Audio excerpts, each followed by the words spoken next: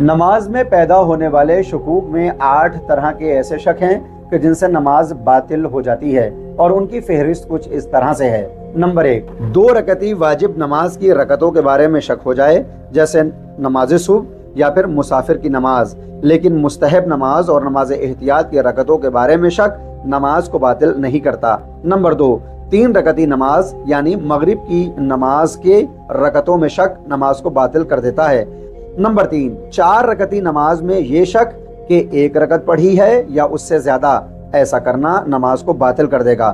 Number 4, 4 रकती नमाज में दूसरे सजदे में पहुंचने से पहले ये शक करना कि 2 रकत पढ़ी है या ज्यादा, ऐसा करना नमाज को बातिल कर देता है।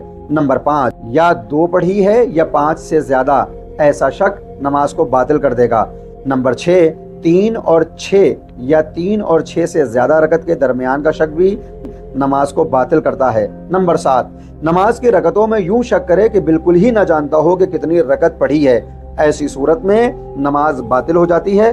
अलबत्ता इसके चंद मवारिद और भी हैं। और नंबर 8, 4 और 6 के दरमियान शक या 4 और 6 से ज्यादा के दरमियान शक करे तो नमाज बातिल हो जाती है। शुकूक की बहस को पढ़ना हम सब पर वाजिब और लाजिम है।